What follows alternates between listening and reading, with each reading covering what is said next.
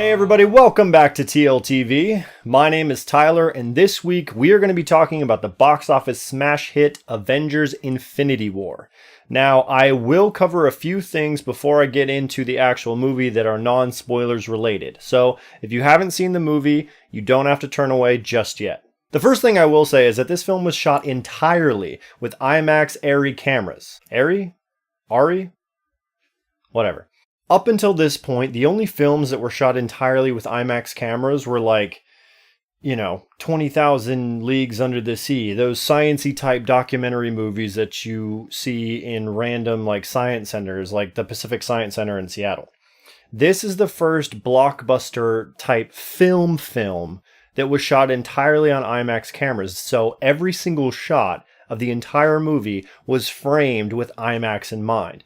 Therefore, I highly recommend seeing this in IMAX because it just demands that type of experience. Second thing I want to say, there are 18 movies currently out in the Marvel Cinematic Universe that started off with Iron Man way back in 2008. Now, you do not need to see every single one of these movies before you head out and watch Infinity War. However, there is a quick list I want to run through of the movies that you really should see before you go and watch Infinity War.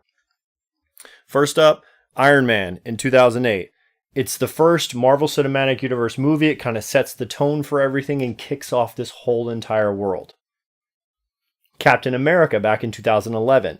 This one sets up Cap's origin story, but most importantly, it's our first appearance of one of the Infinity Stones in the form of the Tesseract. This is the Space Stone.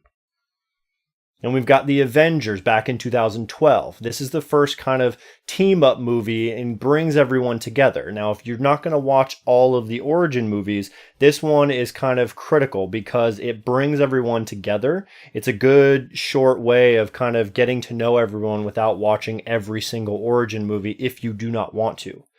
Also, this is the first instance of Thanos sending his minions out into the universe to collect the Infinity Stones and do his bidding, but we don't realize that until the post-credits scene. Next, we've got Thor: The Dark World. Now, this one is kind of it's not recognized as the greatest MCU movie out there, but it does bring in the second stone in the Reality Stone in the form of the weapon, the Ether.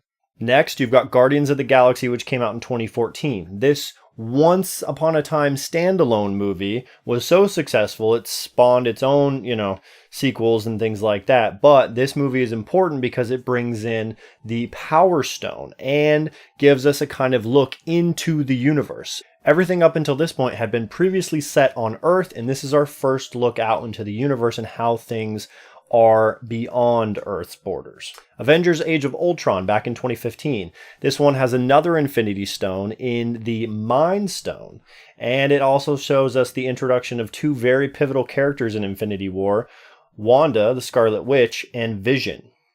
Play very big parts, which I will get into in a little bit. Captain America Civil War back in 2016. Now, this movie doesn't have any Infinity Stones in it, but it does set the tone for the current situation that the Avengers are in come time for Infinity War, and it is very crucial to know those relationships going into Infinity War. Doctor Strange, great movie, standalone for right now, but it does bring in the Time Stone and set the precedent for what that stone is capable of. Thor Ragnarok. This one is a very, very important movie because it shows us the adventures of Thor and his brother Loki up until the point of the very beginning of Infinity War. Thor Ragnarok stops and Infinity War picks up right where Thor left off. So this one is very crucial for you guys to check out. Now, I will give an honorable mention to Black Panther because it is such an amazing movie and they did such an incredible job setting up that world and, introducing us to these characters in one film and doing it so well. But if you absolutely cannot watch it, it is not crucial and will not detract anything from the overall story of Infinity War. So, from this point on, if you have not seen those movies, stop watching. Trust me, stop watching, don't spoil it for yourself, wait, watch this later, add it to your watch list for later, go ahead, there's a little button down there you can add this video to your watch list. Save it for later. Go watch those movies. Come back after you've seen Infinity War as well. Then watch this video. So this movie starts off with a bang. We've got Thanos and the Black Order completely decimating the Asgardian ship and pretty much the entire Asgardian population that's left over after the events of Thor Ragnarok. Now, one of the biggest things that is important about this scene is the fact that we see Thor has been defeated, so has Loki, but then the Hulk shows up and he's like, I'm gonna whoop some ass, and he throws Thanos against the wall. But Thanos comes back and starts pounding on the Hulk, and we see the Hulk feel pain. The Hulk never feels pain. He only gets stronger the more that he gets hit. Now, this is important because it suggests, now this is the theory that I have, it suggests that the Hulk is actually afraid of Thanos. So I have a feeling that the Hulk having fear of Thanos is what essentially caused him to lose. The fear overpowered his rage. And the rage, in terms of the Hulk, is the only thing that makes him weak, in a way. Now, hear me out. His strength, his power, his gamma radiation is infinite. We know that from the comics. He can literally tear worlds apart. The only thing that is finite about him is his rage. Now, we know that he's just spent the last 2 years being the undisputed champion on Sakaar per the events of Thor Ragnarok. So he's feeling pretty damn good about himself, not really ragey. And now he comes upon an opponent who he's never seen the likes of before. Thanos is strong on his own, but he's already got the Power Stone after decimating Nova, and he fucking lays it on the Hulk and essentially scares the crap out of him. That fear is what makes him feel pain. This is my theory. I'm sticking with it. Shout out to Maurice for helping me figure that out. Next up, one of the things that people have been discussing is Vision. Now, when we saw him in Age of Ultron, he was a badass motherfucker. Vision literally has an Infinity Stone in his forehead. He could phase through things. He was able to lift up Mjolnir with, not even barely moving a muscle. He's literally created out of these intense intellectual synapses and sewn together with vibranium. The stuff that is, if you've seen Black Panther, is underneath Wakanda and what all their tech is made out of and what Captain America's shield is created out of. So this guy is pretty much indestructible. So the thing with Vision is really his greatest weakness is his desire to be more human. And in his desire to be more human, he essentially falls in love with Wanda, the Scarlet Witch. And that love and that desire to have a normal human relationship is what makes him weak and catches him off guard when 2 members of the Black Order come to collect that stone in his forehead. Now, ordinarily, he would be able to take these guys no problem. However, when Corvus Glaive and Proxima Midnight show up, Glaive has this magic spear that is from space, and he stabs Vision, and it seriously wounds him. If it wasn't for the fact that Cap, Black Widow, and Falcon showed up, all Secret Avengers style, you guys know what I'm talking about, they would have been done for. The biggest thing about Infinity War is it's not a straight one-for-one adaptation from one storyline of comics. One run, one miniseries, one graphic novel line, whatever. It's been, kind of influenced by a bunch of different source material. Mainly Infinity and the Infinity Gauntlet. Now, one of the major differences between the comics and the film is Thanos' reasoning for wanting to pretty much destroy and kill half of the sentient population of the entire universe. In the comics, he falls in love with Lady Death, who is a metaphysical character typically portrayed as a sexy skeleton. Now, that's some weird shit on its own, and the directors didn't think that bringing in a metaphysical character at the last second to introduce to the audiences as to why this Titan wanted to kill half the universe was really a very good plot point, because then you would have to explain who she is, where she comes from. That brings in a whole nother plane of existence. It's just It's a lot to process for your average moviegoer. So what the filmmakers did was they kind of tried to simplify that relationship in the comics and figure out what she wanted from Thanos. And death is all about the balance of life and death. So they took that core concept, and that's why they put it into Thanos having his world fall apart because it was overpopulated, and essentially have his reasoning be, a culling of the entire universe to save them. Now, after watching the movie, it's easy to see how the Russo brothers were able to keep the story such a big secret, because it's so compartmentalized in all these different battles and all these different areas across the universe.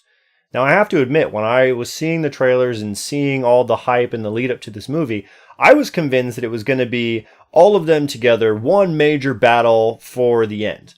But that's not the way it went down. You guys know that there was that one major battle in Wakanda, but we also had these little battles in Nowhere, on Titan, and everywhere else. So it was very easy for the filmmakers to keep everything a secret. That way, nothing were to leak early. One of the things about this film is that in terms of pacing, it kind of reminded me of Marvel's miniseries on Netflix, The Defenders.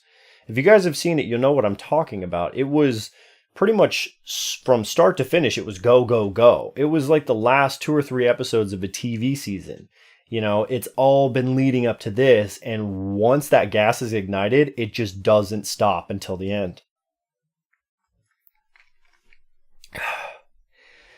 The snap felt around the universe. Now, there are some differing opinions out there about what was intended with this snap and the effects of this snap, and I'm going to give you kind of both sides from what I've already debated with people. There are differing opinions about the gravity of watching those we love and know die and crumble and drift away before our very eyes. Now, on the one side, it's thought that after the first few characters, it kind of lost its luster and lost its power, because it just became, one after another, and it's like, okay, yeah, now this person and this person and this person. I think, on the other side of things, that this was done more to show the shock of how many people truly were taken by this one simple action. And it was more the fact that it was shock and rather the emotional drain of a typical Hollywood emotional death. Now, that's not to say that we didn't get one of those, if not more. I think personally, Spider-Man's death did have an emotional resonance. And for me, it hit me because it was very much a child pleading to his stand-in father figure to save him when he knew that there was nothing he could do, but he didn't want to leave. And that was heartbreaking. And for that reason, I think that's why Peter's death stood out so much to me. But I don't think that every single death was supposed to be that emotional, and for me it wasn't, which is why I think that it was more used as a shock of the casualties of war, because at the end of the day, this was a war through and through. Yeah, it took place throughout the entire universe, but it was a war. That being said, there is one person who did not die, who I was so convinced was going to die, and the fact that he didn't die in this movie makes me extremely, extremely worried. Cap. Now, I went into this movie thinking that he was going to die, sacrifice himself in the battle for the universe, and that's how he was going to end his MCU journey.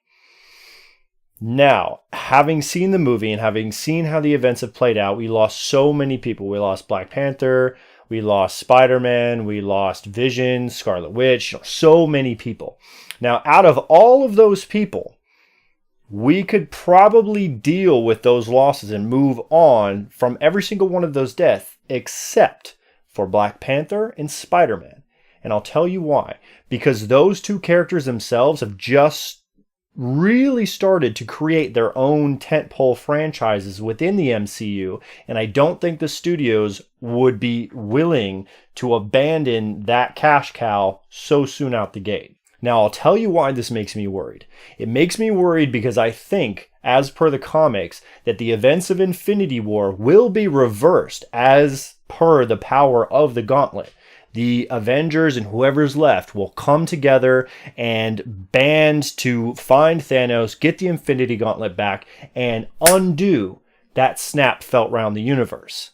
But I think in doing so, Cap is going to sacrifice himself in order to accomplish that mission, and somehow, some way, he's going to be gone forever. I don't know how. That's just what I feel in my gut. Now, back to Cap for a quick moment. There was a moment in that battle where we saw Cap hold off Thanos. It was just one arm, but that one arm had 5 fucking Infinity Stones on it. And Cap, yes, he has got the superhero serum in him, and he is a badass dude, but that's Thanos with 5 Infinity Stones. How the hell did he do that? My theory, Cap is, he's got the serum, he's got his strength, but he's all about willpower. And I think in that moment, Cap knew he was up against an unbeatable opponent, and he gave every last ounce of willpower to try and stop this person, villain, Titan, whatever. That's why I think that he was able to hold him off, however briefly, and that's why we saw that look of surprise on Thanos' face. Now, after all of the dust had settled, After all the dust had settled from the carnage that the Mad Titan had wreaked across the universe, the credits ran, and we had the after credits scene that we've come to know and expect from Marvel. We saw Nick Fury send out a distress signal before he himself disintegrated into nothing. And all we saw was the little logo. So for those of you who are not really keeping an eye on things to come or don't really know the comics, that logo was for Captain Marvel, aka Carol Danvers.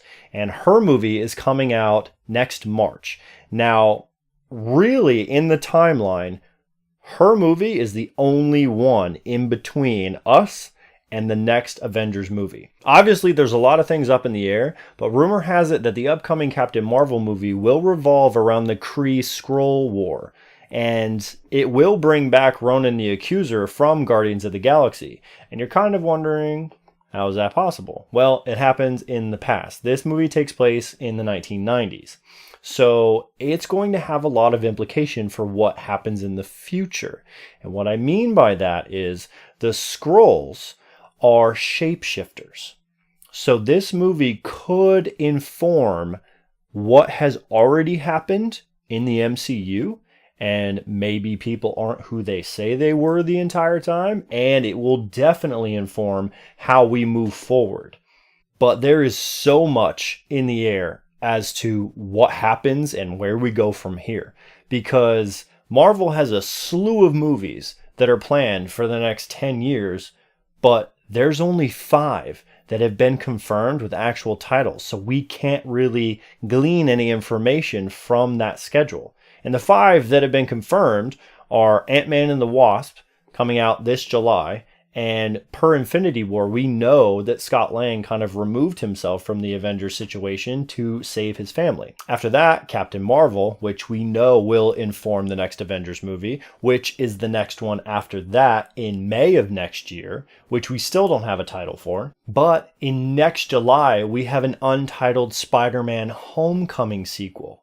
Now, this is interesting because it can either be set in the past, a la Captain Marvel, or it can have Peter Parker, which we will know or not know if he comes back from the Avengers movie, which will have come out 2 months before that, or he doesn't come back, no one comes back, and we get a new Spider-Man a la Miles Morales. And the last of these 5 confirmed movies is a 3rd installment of Guardians of the Galaxy coming out in either May or November of 2020. I know it's a lot to wrap your heads around. I have been reeling since I saw this movie, trying to make sense of it all, going back and looking at the source material and talking with people. Shout out to those that I bounced ideas off of and kind of tried to figure all of this out with. Also, shout out to Omar for posting those spoilers while I was on vacation. That's it for this week. Let me know what you guys thought of the movie. Let me know what you think about my theories. Just hit me up down in the comments. I'm really curious to see what your guys' opinions are and what you thought of the movie. I mean, this is the culmination of 10 years of cinematic buildup. So let's talk.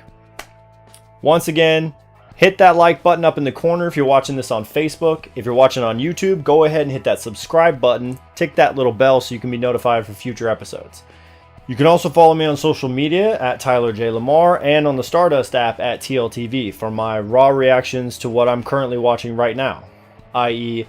all the shows that Fox is currently canceling and other people are picking up because Fox apparently lost their goddamn minds. Thanks. See you next week.